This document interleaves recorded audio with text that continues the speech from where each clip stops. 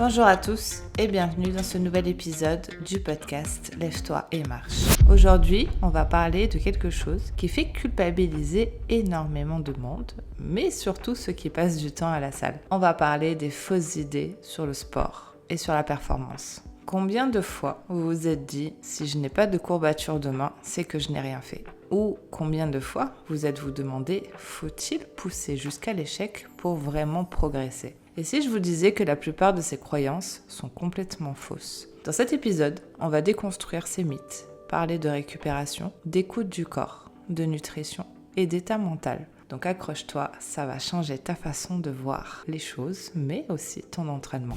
On va commencer par les mythes du muscle et de l'effort. Et plus particulièrement les courbatures. Est-ce que c'est vraiment une preuve que tu as bien travaillé? La réalité, les courbatures apparaissent surtout si tu fais un mouvement que ton corps ne connaît pas ou par exemple que tu débutes la pratique sportive. C'est d'ailleurs pour ça que c'est souvent attribué à la progression et au bon entraînement. C'est parce que quelqu'un qui débute un sport va tout le temps avoir des courbatures après chaque séance, mais c'est tout simplement que son corps n'est pas habitué à fournir cet effort. En temps normal, quelqu'un qui s'entraîne correctement, régulièrement, n'est pas supposé avoir de courbatures, à part dans un certain cas, lorsqu'il y a un manque de récupération. Donc en réalité, avoir des courbatures quand on est un sportif régulier, c'est justement pas bon signe du tout. Ça veut dire que l'entraînement n'a pas été encaissé correctement par le corps et qu'il n'y a pas eu suffisamment de récupération. Deuxième point, assez controversé, l'échec musculaire. Donc ça, c'est un mythe qu'on entend très souvent. Il faut pousser jusqu'à l'échec pour progresser. Et là où je vais mettre un bémol, c'est que justement, on confond tout le temps l'échec musculaire avec l'échec postural. Parce que l'échec musculaire réel, comme son nom l'indique, c'est le moment où ton muscle ne peut plus générer de force du tout.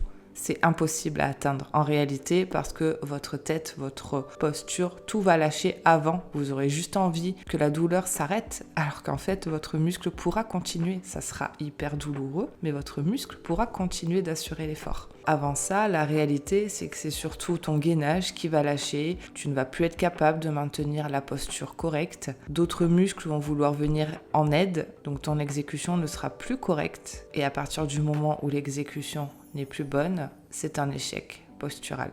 Donc oui, s'entraîner jusqu'à l'échec postural est la bonne méthode. On maîtrise un mouvement par sa bonne exécution. On fait ses séries avec l'exécution correcte. Lorsqu'on n'est plus capable de maintenir cette posture, la série est terminée, nous sommes à l'échec postural et non pas musculaire.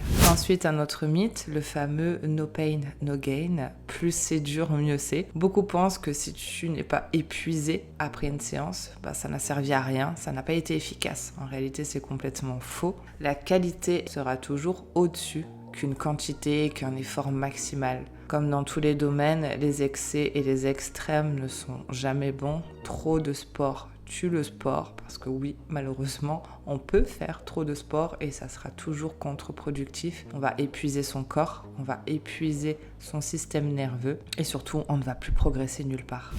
Bon, qu'en est-il du cardio dans tout ça? Parce qu'on associe souvent le cardio et la perte de graisse. Ou le fait par exemple d'aller faire son cardio à jeun pour brûler directement les graisses, aller puiser l'énergie dans le stockage de gras. La réalité, c'est que la perte de graisse repose uniquement sur un seul facteur, le déficit calorique. Hors contexte spécifique, évidemment. Il y a des cas où c'est un peu plus pointilleux que ça, mais j'en ai parlé dans un précédent podcast, donc je vous invite à aller l'écouter. Mais de façon générale, pour quelqu'un qui n'a pas de particularité ou de pathologie spécifique, la seule règle pour perdre du gras, c'est un déficit calorique. Donc le cardio à jeun, à part cramer votre masse musculaire, parce que oui, c'est ce qui va se passer, ça ne va pas déstocker plus de gras. Par contre, le combo efficace musculation plus cardio, combiné à un léger déficit, là, vous avez la recette magique pour perdre du gras, développer votre masse musculaire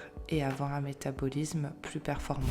D'ailleurs, beaucoup pensent qu'on peut compenser une mauvaise alimentation par plus de sport et plus de cardio. C'est évidemment complètement faux, ou alors il faudrait courir un marathon tous les jours. On ne peut pas compenser une alimentation éclatée par plus de sport. Si vous êtes en surplus calorique, vous pourrez rajouter tout le sport que vous souhaitez, vous n'aurez pas le corps que vous souhaitez, vous n'aurez pas une bonne composition corporelle et surtout ça va créer une mauvaise relation à l'alimentation et au sport. Ce que je dis souvent d'ailleurs à mes coachés, s'il y a un seul point sur lequel se focus à 100%, ce n'est pas le sport, ce n'est pas le cardio, ce n'est pas la musculation, c'est son assiette. C'est ce qu'on y met dedans et c'est ce qu'on mange chaque jour. Parce qu'en réalité, ce n'est pas 1 heure ou 2 heures de sport qui peut compenser ou contrecarrer tout ce qui se passe sur les 22 heures restantes. Il y a d'ailleurs une phrase que j'aime beaucoup qui a souvent tendance à faire réagir ou à blesser,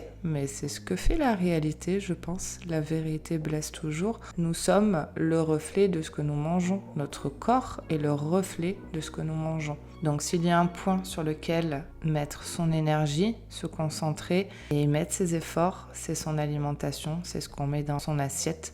Bien nourrir son corps avec de bons aliments, mais aussi des aliments plaisir et en quantité. Je ne suis pas en train de dire qu'il faut se mettre à la diète et se serrer la ceinture. Manger équilibré et en quantité apportera bien plus de résultats sur votre physique, mais aussi sur votre santé, plutôt que d'aller se tuer au sport tous les jours.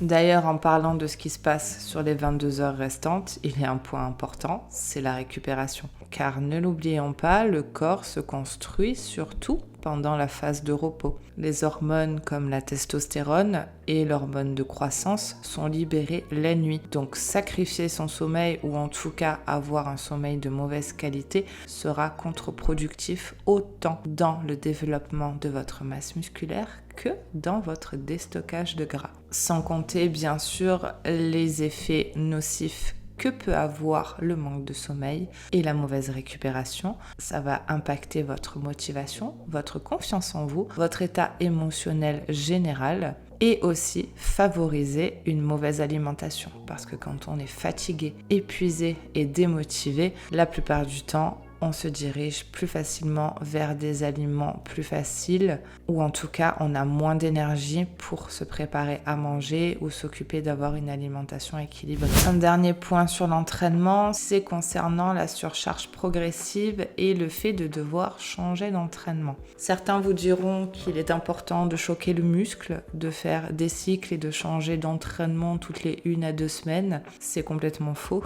La progression viendra de petites augmentations régulières. Le corps va pouvoir s'adapter à chaque fois à cette surcharge et les résultats suivront. Mais changer de séance tout le temps, changer de façon de s'entraîner tout le temps, le corps n'a pas le temps de mettre en place les adaptations parce qu'il est tout le temps en train de réapprendre les mouvements et de se demander qu'est-ce qui se passe. Le plus efficace, c'est de poser un plan d'entraînement spécifique, adapté, personnalisé et de progresser dessus plusieurs semaines, plusieurs mois même. Changer d'exercice parce qu'on est lassé ou qu'on ne progresse plus dessus, c'est ok, mais modifier tout son entraînement toutes les 2 semaines n'apportera jamais de bons résultats. En résumé, les courbatures ne sont pas signe de progrès. Pousser jusqu'à l'échec n'est pas obligatoire et surtout, il est hyper important de noter la différence entre échec musculaire et échec postural.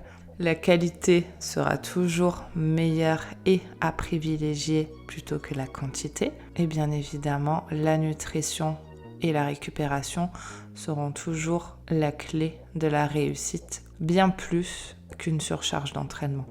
Donc écoute ton corps et progresse à ton rythme.